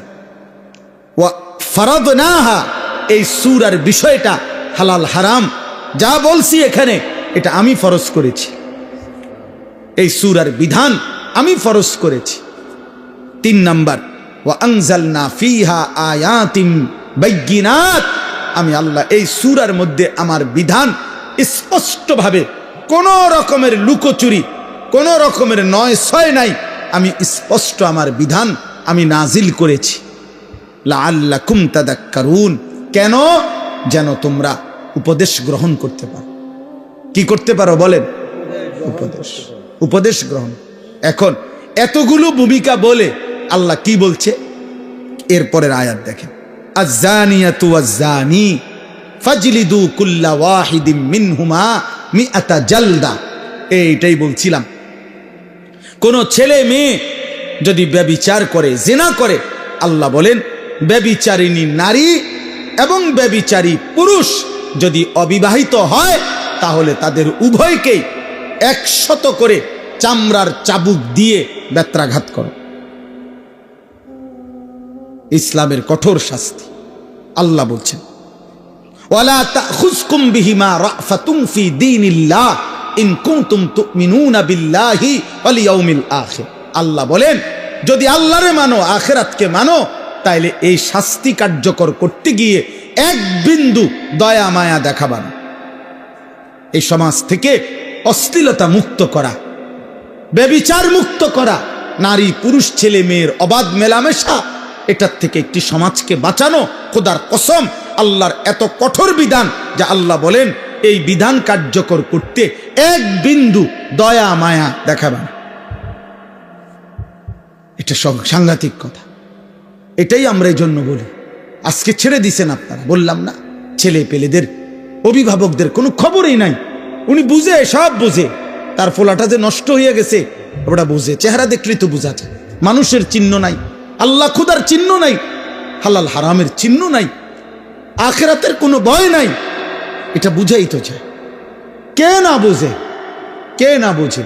18 বছর 16 বছরের ছেলেটা রাতভর মোবাইল দিয়া কি করে এটা বুঝে না কে? মেয়েটা মাত্র 14 বছর 16 বছর, 18 বছরের মেয়েটা 1 ঘন্টা লাগাইয়া সাজ্জা গুইজা বিভিন্ন রকমের পারফিউম ব্যবহার করে কত রঙ্গ রসে কত রূপে সাইজা রাস্তায় বের হয়। আপনি বুঝেন না বাবা, আপনার মেয়েটা কারে দেখাইতো বুঝলা রাস্তায় গেছে, আপনি সিরা খান, আপনি বুঝেন না? আপনি বুঝেন না? আল্লাহ তাআলা বলছেন, ছেলে কিংবা মেয়ে যদি অবিবাহিত হয়, তারা যদি ব্যভিচার করে, তাদেরকে 100 চামড়ার চাবুক দিয়ে বেত্রাঘাত করো।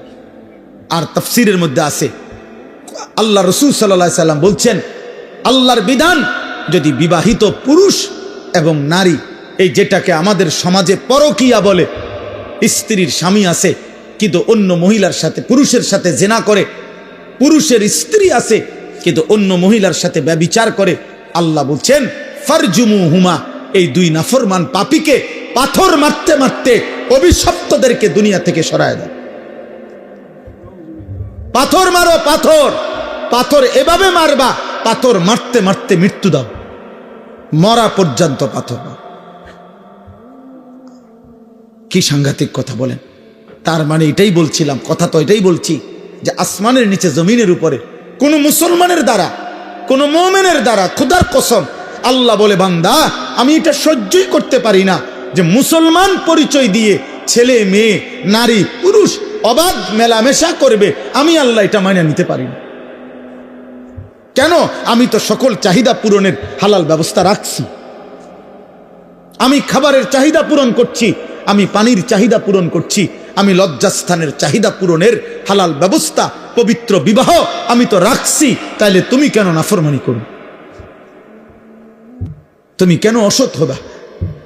এই জন্য আল্লাহ বলছেন, ওয়ালিয়াশহাদ আযাবাহুমা তাইফাতুম মিনাল মুমিনিন। আল্লাহ বলেন, ব্যভিচারী যারা, ছেলে মেয়ে অবিবাহিত হোক আর বিবাহিত হোক, তাদের শাস্তি যখন কার্যকর করা হবে ইসলামী খেলাফত, তখন যেন অবশ্যই ইমানদারদের বড় একটা গ্রুপ উপস্থিত থাকে, লোকসম্মুখে প্রকাশ্য দিবালোকে এই শাস্তি কার্যকর করতে, যেন বাকিরা ভয় পায়, যেন বাকিদের কলজা শুদ্ধা কাঁপে যে পাথর মাইরা মাইরা ফেলবে, 100 চামড়ার চাবুক দিয়ে বেত্রাঘাত করবে। এই জন্য বাবা শুনেন, আরেক আয়াত, তাহলে একটা বললাম। এই জন্য আমার এই উদ্দেশ্য, যে বালিকা মাদ্রাসা দেখা আমি এটা বলছি, আয়েশা সিদ্দিকা মহিলা মাদ্রাসা, বালিকাদের মাদ্রাসা, মুসলমানের মেয়ের ইজ্জত, মুসলমানের মেয়েকে দিন শিখানো এতটা জরুরি। একটা মেয়ে খোদার কসম চরিত্রহীন হইলে, একটা মেয়ে যদি অসৎ হয়, একটা মেয়ে যদি নিজের ইজ্জত সতীত্বের কদর না বুঝে, একটা সমাজ পুরাটা দুর্গন্ধ হয়েছে।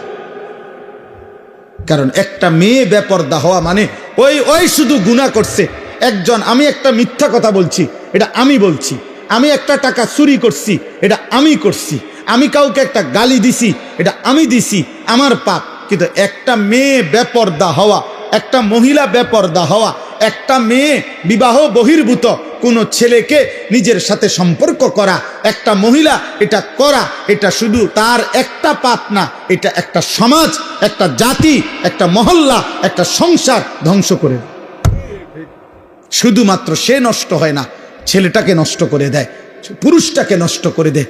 এই বংশটা আজীবনের জন্য কলঙ্কিত হয়। তাফসিরের মধ্যে লিখছে পরবর্তী বংশধর পর্যন্ত এই কলঙ্ক বয়ে বেড়ায়, তোর বাবা অসতা ছিল, তোর মা চরিত্রহীন। অথচ ওই বাচ্চা হয়তো পাপ করে নাই, কিন্তু ওই অসভ্য মা বাবার কারণে এই বাচ্চাটাও কি হয়, কলঙ্কিত হয়, সাফার করতে হয়। এজন্য আল্লাহ তাআলা বলছেন কোনোভাবে ব্যভিচারের কোনো পরিবেশ মুসলমানের সমাজে হইতে পারবে না, মুসলমানের সমাজে হইতে পারবে। এরপরে শুনেন আশ্চর্য হাদিস।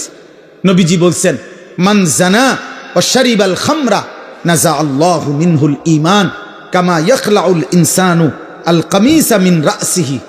সাংঘাতিক কথা এটা। নবীজি বলছেন কেউ যখন ব্যভিচার করে, জিনা করে, নারী পুরুষ অবাধ মেলামেশা করে এবং মদ পান করে, এই তিন জিনিস সবসময় একসাথে থাকে। যেখানে নারী, হারাম নারী, সেখানে মদ আছে, সেখানে গান আছে। যেখানে গান বাদ্য আছে সেখানে মদ আছে, সেখানে নারী আছে।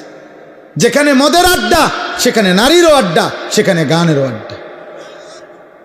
এই জন্য আমরা সবসময় বলি বাদ্য গান কোন নামে জায়েজ না। বাদ্যযন্ত্র গান, এই গান বাদ্য ধর্মের নামে, ভক্তির নামে, আউলের নামে, বাউলের নামে, ফাউলের নামে, বাটপারের নামে, কোন নামে জায়েজ না। গান বাদ্য হারাম। গান বাদ্য কি হারাম, ধর্মের নামেও হারাম, অধর্মের নামেও হারাম। সিনেমাত গাইলেও হারাম, আবার ভক্তিমূলক গাইলেও হারাম। হারাম হারাম, সাফ কথা, হারাম। যেখানেই বাদ্য বাজে খোদার কসম সেখানেই শয়তানের আওয়াজ বাজে। এটাই হাদিস। না না, এটা হাদিস তো, এটা কোরআনের আয়াত। সাউতুশ শাইতান আল গিনা ওয়াল মাজামির। গান বাদ্য হলো শয়তানের আওয়াজ, শয়তানের আওয়াজ, শয়তানের আওয়াজ। হ্যাঁ, শয়তানের আওয়াজ। সাউন্ড বক্স, বিয়ে শাদির মধ্যে যারা গান বাজায়, এই অসভ্য জোয়ান বুড়া, এগুলা সবগুলা হইল মূলত দুনিয়া লুভি। এরা বুঝছে বেড়া বেড়ি হুইতালাউন হইল মূল মাকসাদ। আর কিতা কিসের আখেরাত আর কি এর কি? বাজা বেড়া ডেকসেট বাজা, তোরাও নাচ, বেড়া বেড়িও নাচ বেড়া। হ্যাঁ, কই এত ফ্যান্ডেল আলগা করার এত টাইম কই? বেড়ি বেড়িত বেড়িত খানা কদ্দুর এক লগে বইয়ে খাইয়া লাইব, এত তান টোয়াইও না চাই। হ্যাঁ, এন্তিকা কোম্পানিগঞ্জ 20 মিনিটের রাস্তা, এত গাড়ি আলগা করার দরকার নাই। এক হাইয়েসের ভিতরে বেড়া বেড়ি সাপ দিয়ে বইলাও সবাই। আরে ফত কদ্দুর, হুদা 20 মিনিটের রাস্তা, 20 মিনিটের গুণা না। আর কিতা এটা হালকা ফিডা দিব সামান্য, 20 মিনিটের গুণায় আর ফিডাটাই কিতা? 20 মিনিটের জাহান্নাম আর কদ্দুর, অত হালকা একটা সুবানি দিয়া উড়াইলে বলে। হ্যাঁ, খামখেয়ালি আখেরাত, খামখেয়ালি আমরা মনে করি আখেরাত। আহা, নাউযুবিল্লাহ। এটা কঠিন কথা হোক, কিন্তু এটা মনে রাখতে হবে। জিনা ব্যভিচারের পরিবেশ তো আল্লাহর নবী কি বলছেন? যে জিনা করে, মদ পান করে, বাবা শুনেন, নবীজি বলছেন আল্লাহ তাআলা তার অন্তর থেকে ঈমান এভাবে খুলে ফেলে, আহা, মানুষ যেমন তার শরীর থেকে জামা খুলে ফেলে। কোন মানুষ যেমন তার শরীর থেকে জামা খুলে ফেলে, জিনা এবং মদ পান করিলে আল্লাহ তার কলজা থেকে ঈমান খুলে ফেলে। বলেন বলেন, কোন মেয়ে, কোন ছেলে, কোন স্বামী, কোন স্ত্রী, কোন পুরুষ মহিলা, তার দ্বারা যদি এই ব্যভিচারের কোনো পরিবেশ হয়, কি হবে সেটা? আল্লাহ আমাদেরকে মাফ করে দেন, আল্লাহ আমাদেরকে মাফ করে দেন। আমাদেরকে সত্য কঠিনটাও শুনতে হবে। সুবহানাল্লাহর ফজিলত যেমন শুনতে হবে, আল্লাহর বিধানের কঠিন শাস্তির কথাও কি করতে হবে? কষ্ট হলেও শুনতে হবে। কেউ যদি বাঁচে, একজন যদি বাঁচে থাকে, সর্বশেষ হলো আয-যানি লা ইয়ানকিহু ইল্লা যানিয়াতান আও মুশরিকা। এটা মারাত্মক কথা। এই শেষ কথাটা বলি, এই আপনারা যারা এখানে বসা আছেন, পর্দার আড়ালে যে সমস্ত মা মেয়ে আপনারা আছেন, আপনাদের কাছে আমার এই শেষ কথা। আপনারা যারা ছেলের বাবা, আপনারা যারা মেয়ের বাবা, আপনারা যারা মা মেয়ে আছেন, তোমরা যারা কিশোর যুবক ভাই আছো, তোমাদেরকে বলি, এটা মারাত্মক কথা। আল্লাহ বলছে আয-যানি লা ইয়ানকিহু ইল্লা যানিয়াতান আও মুশরিকা। আল্লাহ বলে, যেই পুরুষ ব্যভিচারী, যেই পুরুষ চরিত্রহীন, যেই পুরুষ লম্পট, যেই পুরুষ বিবাহের আগেই কোনো মেয়ের সাথে হারাম সম্পর্কে লিপ্ত, খোদার কসম আল্লাহ ওয়াদা দিছে যে ওই বিবাহ করবে যাকে, সে আরেকটা ব্যভিচারিণী নারী হবে অথবা মুশরিক বেঈমান নারী হবে। তোর কপালে পবিত্র কিছু জুটবে না, পবিত্র কিছু জুটবে। সেদিন বুঝবা বাবা, সেদিন বুঝবা মা, সেদিন বুঝবা বোন, স্বামী যখন 2 নম্বর হবে, স্ত্রী যখন 2 নম্বর হবে। দুনিয়া কত কঠিন। যার ঘরের বিবি খারাপ, যার ঘরের স্ত্রী চরিত্রহীন, তার আর জাহান্নামের আগুন জ্বলতে হয় না, তার জাহান্নাম ঘরেই জ্বলে। আল্লাহ বলেন, ওয়াজ-যানিয়াতু লা ইয়ানকিহুহা ইল্লা যানিন আও মুশরিক। এবং কোন ব্যভিচারিণী খারাপ চরিত্রের মেয়েকে, নারীকে আল্লাহ নিজে বলছে বিবাহ করতে চাইবে না। যে তাকে বিবাহ করবে, আল্লাহ বলছে সে হয়তো একটা ব্যভিচারী পুরুষ হবে অথবা একটা মুশরিক পুরুষ হবে। কি সাংঘাতিক কথা কও কামরুল, কি ভয়ানক কথা। কে তোর কপালে কোনো পবিত্র স্বামী জুটবে না, স্বামী জুটবে। ওয়াহুররিমা যালিকা আলাল মুমিনিন। আল্লাহ বলেন, আমি আল্লাহর পক্ষ থেকে ঈমানদার পুরুষের জন্য ব্যভিচারী নারী হারাম করা হলো, ঈমানদার নারীর জন্য ব্যভিচারী পুরুষ হারাম করা হলো। হুররিমা। তাইলে বলেন, এই জন্য আজকে এই রাত গভীরে আমি এতটুকু কথা বলবো, আপনাদের মেয়েদেরকে আখলাকের হেফাজত করেন, আপনাদের ছেলের আখলাক হেফাজত করেন, আপনাদের স্ত্রীর আখলাক একজনই মানেন, কোনো অসুবিধা নেই। কেউ না মানেন, কোনো অসুবিধা নেই, এত সমস্যা নেই আমাদের। এই পৃথিবীতে আল্লাহর দিন বলে গেছে এমন হাজারো হাজারো ব্যক্তি যাদের হাতে কেউ কালেমা পড়ে নাই, আল্লাহর কথার আনুগত্য করে নাই, তবুও তারা ব্যর্থ না, আল্লাহর কথা বৃথা হয় না। কেউ না মান, কেউ না মান, রবের কথা বৃথা হয় না। আমি আপনাদেরকে জন্য বললাম, এই গভীর রাতে আমার শেষ কথা এটা, আপনারা মনে রাখবেন। এ ছেলেরা, বাবা নষ্ট হইও না বাপ। তুমি এখন কোনো নারী ছবি, অশ্লীল দৃশ্য, বিবাহের পূর্বে কোনো মেয়ের সাথে খারাপ কোনো সম্পর্ক করো না বাবা, তোমার জীবনটা জাহান্নামের টুকরা হয়ে যাবে। আমি বললাম, আমি তোমার চাইতে বয়স্ক, আমি তোমার চাইতে অভিজ্ঞ, আমি তোমার চাইতে বেশি মানুষের জীবন জানি। কষ্ট পাইবা কোনোভাবে তোমরা। এই ছেলে যে কয়জন আছো, চরিত্র হেফাজত করো, অপেক্ষা করো। তোমার মা বাবা তারাও স্বামী স্ত্রী, পুরুষ নারী, আল্লাহ তাদেরকে মিলাই দিছে, তাদের ভালোবাসার ফসল তুমি। তুমি কোনো চরিত্রহীন নারীর সন্তান না, তুমি কোনো চরিত্রহীন বাবার সন্তান না, তুমি এক ইমানদার বাবা মার সন্তান। তো তুমি কেন নষ্ট হইবে? তোমার মা বাপ তো খারাপ ছিল না, তোমার মা বাপ তো বিবাহিত, তোমার মা বাপ তো বিবাহিত, তো তুমি কেন লম্পট হইবা? তুমি তো মাকে কলঙ্কিত করলে। যেই ছেলে অসৎ চরিত্রহীন, পৃথিবীবাসী তো তাকে বলে, আরে কোন মার ঘরে তুই অসৎ, তোরে কোন মারে ফেড়ে ধরছে, আহা নাফরমান, পাপ করলি তুই, তো মাকে বেইজ্জতি করলি।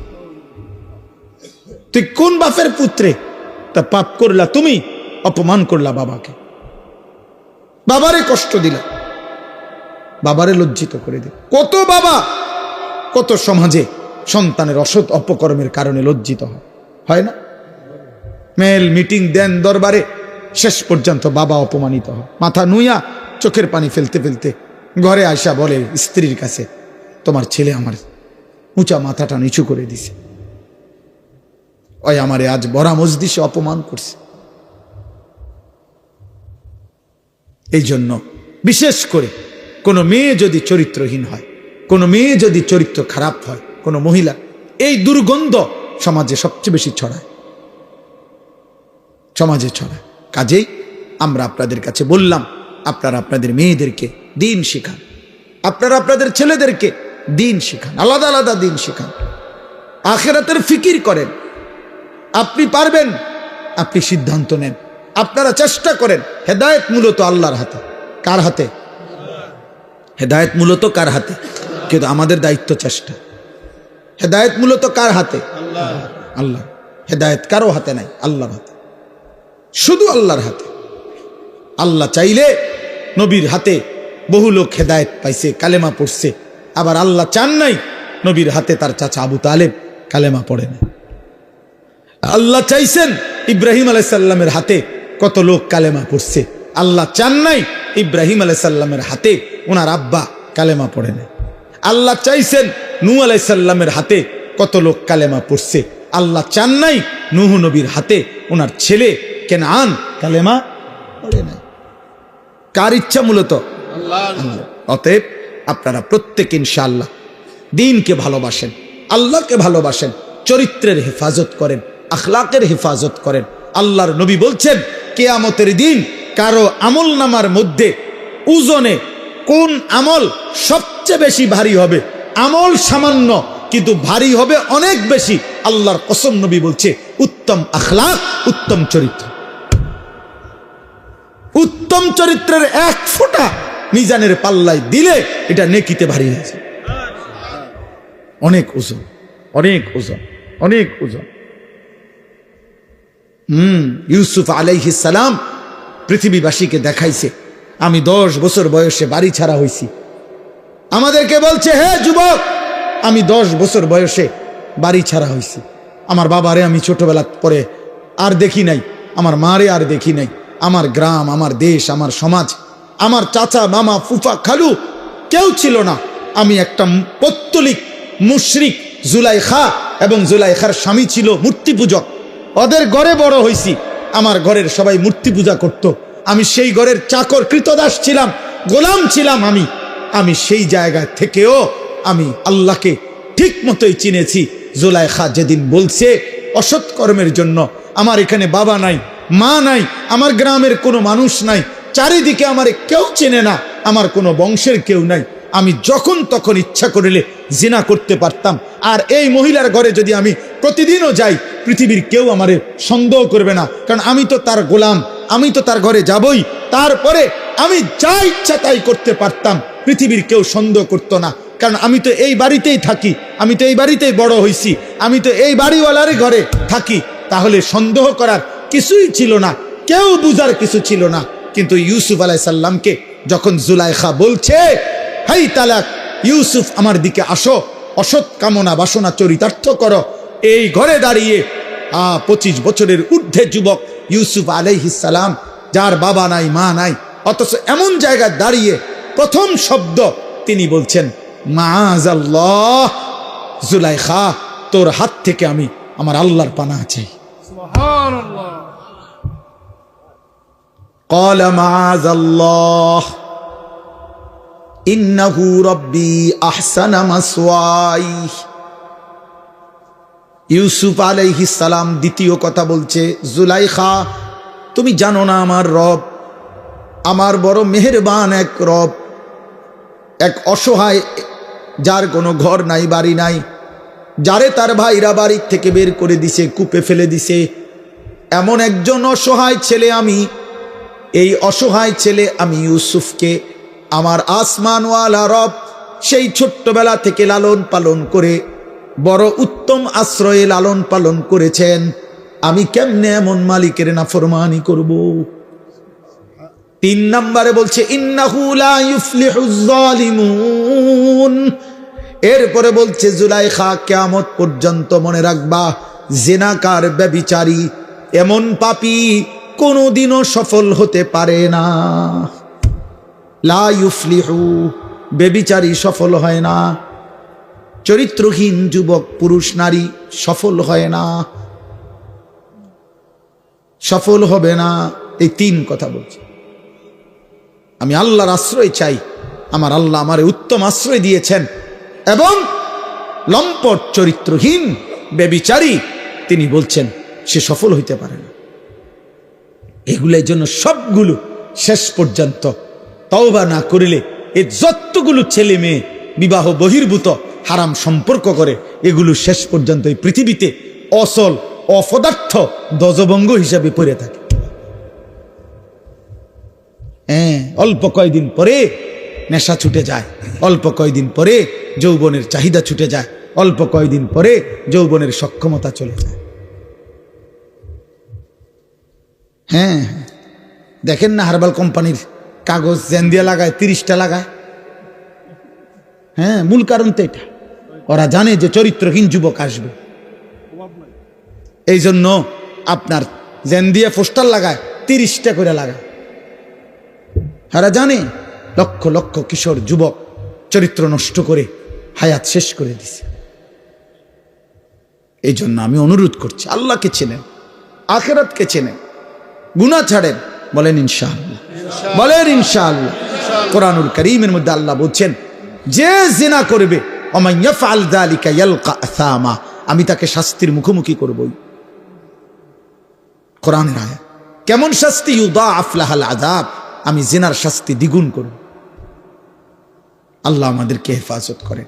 আজ আমি আপনাদের কাছে অনুরোধ করলাম, আপনারা আপনাদের ছেলেদেরকে মেয়েদেরকে দিন শিখান। আপনি চেষ্টা করেন, হাল ছেড়ে দিবেন না, হাল ছেড়ে দিয়েন। আল্লাহ এই মাদ্রাসা কবুল করেন, আল্লাহ তাআলা এই মাদ্রাসার জরুরত পূরণ করে দেন। আলহামদুলিল্লাহি রাব্বিল আলামিন। আল্লাহুম্মা আনতাস সালাম ওয়া মিনকাস সালাম, তাবারাকতা ইয়া দাল জালালি ওয়াল ইকরাম, ইয়া আরহামার রাহিমিন, ইয়া আরহামার রাহিমিন, ইয়া আরহামার রাহিমিন। ربنا ظلمنا أنفسنا وإن لم تغفر لنا وترحمنا لنكونن من الخاسرين. ربنا آتنا في الدنيا حسنة وفي الآخرة حسنة وقنا عذاب النار. رب ارحمهما كما ربياني صغيرا. ربنا هب لنا من أزواجنا وذرياتنا قرة أعين وجعلنا للمتقين إماما. رب اجعلني مقيم الصلاة ومن ذريتي ربنا وتقبل دعاء. ربنا اغفر لي ولوالدي وللمؤمنين يوم يقوم الحساب. মাওলায়ে করিম, রাত গভীর মাওলা, ঠান্ডা কুয়াশার শীতের গভীর রজনীতে অল্প কয়েকজন নাফরমান গোলাম আপনার শাহী দরবারে হাত উঠাইলাম। আল্লাহ, আপনি আমাদের হাতগুলো কবুল করে নেন, আমাদের জিন্দেগীর সব গুনাহ মাফ করে দেন, পেছনের জীবনের সব গুনাহ মাফ করে দেন। আল্লাহ, পিছনটা খুব বেশি গুনায় গুনায় ভরে গেছে মাওলা, আপনি মাফ করে দেন। আযাব দিলে আপনার কোনো লাভ নাই, মাফ করে দিলে আপনার কোনো ক্ষতি নাই। আল্লাহ, মাফ করলে আপনার ভান্ডারে কমবে না, মাফ না পেলে আমাদের উপায় থাকবে না। আল্লাহ, আপনি মাফ করে দেন, আপনি মাফ করে দেন, আপনি মাফ করে দেন।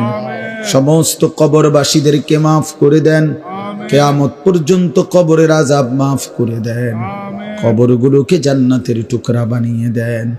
আল্লাহ, আপনার নূরে রহমত দ্বারা ভরপুর করে দেন।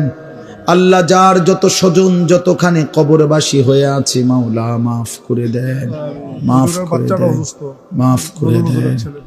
আল্লাহ, আপনি মাফ করে দেন। আল্লাহ, আপনি সমস্ত কবরবাসীদেরকে মাফ করে দেন। আমরা যারা বেঁচে আছি, আমাদের জীবন আপনি সুন্দর করে দেন, ঈমান আমল দান করেন, ইজ্জত আফিয়ত দান করেন, তাকওয়া তাহারত দান করেন, হিম্মত ইস্তেকামত দান করেন, সেজদাওয়ালা কপাল বানিয়ে দেন, কাঁদিনেওয়ালা চোখ বানিয়ে দেন, জিকিরওয়ালা জবান বানিয়ে দেন, মোহাব্বতওয়ালা দিল বানিয়ে দেন। আল্লাহ, জিনা বেবিচার হারাম অশ্লীলতা বেহায়াপনা থেকে বাঁচান, মদের আসক্তি জুয়ার আসক্তি থেকে বাঁচান, মোবাইলের আসক্তি নারীর আসক্তি থেকে বাঁচান রে মাওলা।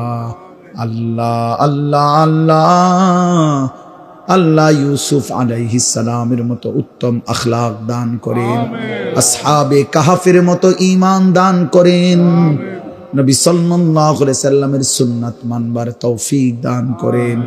আল্লাহ জীবনটা কাজে লাগাবার তৌফিক দেন। আয় আল্লাহ অসুস্থ বিমারি যারা শিফা করে দেন। আল্লাহ যতজন যতভাবে অসুস্থ হয়ে আছে, আল্লাহ যতজনের জন্য দোয়া চাওয়া হয়েছে, সমস্ত অসুস্থ বিমারিদেরকে শিফা করে দেন। আল্লাহ কেউ আইসিইউতে আছে, কেউ বৃদ্ধ অবস্থায় আছে, কেউ ছোট্ট মাসুম বাচ্চা হয়ে অসুস্থ আছে। আল্লাহ প্রত্যেকেই যার যত অসুস্থতা, সব অসুস্থদেরকে আপনি শিফায়ে কামেলা আজেলা দান করেন। আল্লাহ আমাদেরকে সুস্থতার হায়াত দেন, পেরেশানি দূর করে দেন, অভাব দূর করে দেন, অস্থিরতা দূর করে দেন, ঋণ মুক্ত করে দেন। আল্লাহ এই মাদ্রাসা আপনি কবুল করে নেন, মাদ্রাসা আপনি কবুল করে নেন, মাদ্রাসা আপনি কবুল করে নেন, মাদ্রাসা আপনি কবুল করে নেন, মাদ্রাসা আপনি কবুল করে নেন। মাদ্রাসার জরুরত আপনি পূরণ করে দেন। আল্লাহ মাদ্রাসা যেন আল্লাহ শতভাগ পর্দা পশিদা মেনে রক্ষা হয়। আল্লাহ গুনাহমুক্ত যেন হয়, আল্লাহ গুনাহমুক্ত যেন হয়। মুসলমানের কন্যার ইজ্জত আবরুর যেন হেফাজত হয়, মুসলমানের মেয়ে যেন আখিরাতের বুঝ পায়। আল্লাহ আপনি তৌফিক দেন। আল্লাহ যে বাচ্চাগুলো পড়ে, আল্লাহ তাদেরকে আবেদা, জাহেদা, ফাতেমা, রাবেয়া, বসরিয়ার মতো বানিয়ে দেন। পর্দার আড়ালের আমার যত মা বোন হাত তুলেছে, আল্লাহ আপনি সবাইকে নেককার নারী হিসাবে কবুল করেন, পর্দানশীল নারী হিসাবে কবুল করেন। মা ফাতেমা, আয়েশা, রাবেয়া, বসরিয়ার মতো বানিয়ে দেন। আল্লাহ বাবা চাচাদেরকে আরো বেশি নেক আমলের তৌফিক দেন। কিশোর যুবক ছেলেগুলোকে নামাজ আল্লাহ সেজদাওয়ালা বানিয়ে দেন। আল্লাহ প্রত্যেকের অভাব দূর করে দেন, হালাল রুজি রোজগারে বরকত দেন। আল্লাহ প্রবাসী বিদেশের জমিনে যারা সহি সালামতে নিরাপদে রাখেন, মাদ্রাসায় যখন যারা যেটুকু দান করেছে, আল্লাহ প্রত্যেককে উত্তম বিনিময় দান করেন। আমাদের সকলের নেক মাকসাদ পূরণ করে দেন। আমার দেশকে নিরাপদ করে দেন। একজন ইনসাফগার ন্যায় পরায়ণ শাসক আমাদেরকে দিয়েন। কোন জালেমের হাতে তুলে দিয়েন না রে মাওলা, কোন জালেমের হাতে তুলে দিয়েন না মাওলা। আল্লাহ কোন জালেমের হাতে তুলে দিয়েন না। আল্লাহ ইজ্জত নিয়ে কোরআন বুকে সেজদা দিয়ে বাঁচতে চাই মাওলা। বিবি বাচ্চাকে ঈমান আমলের উপরে রাখতে চাই মাওলা। আল্লাহ আমার দেশকে আপনি নিরাপদ করে দেন। আল্লাহ আপনি দেশকে নিরাপদ করে দেন। আল্লাহ আপনি কবুল করেন, মঞ্জুর করেন। আল্লাহ উসমান হাদিকে আল্লাহ আপনি ফিরায়া দেন, পরে আপনি ফিরায়া দেন, পরে আপনি ফিরায়া দেন। আল্লাহ আমার দেশের লক্ষ কোটি মানুষ, আল্লাহ যেই যুবকের জন্য চোখের পানি ফেলেছে রে মাওলা, ওরে আপনি ফিরায়া দেন, ওরে আপনি ফিরায়া দেন। আল্লাহ আল্লাহ আল্লাহ আল্লাহ সকলের জান মাল ইজ্জত আবরু হেফাজত করেন। আল্লাহ আমার মহব্বতের অনেক মানুষ এখানে বসে আছে, আল্লাহ সবাইকে কবুল আর মঞ্জুর করেন। রব্বির হামহুমা কামা রব্বায়ানি সগীরা। সুবহান রাব্বিকা রব্বিল ইজ্জাতি আম্মা ইয়াসিফুন ওয়া সালামুন আলাল মুরসালিন ওয়ালহামদুলিল্লাহি রাব্বিল আলামিন।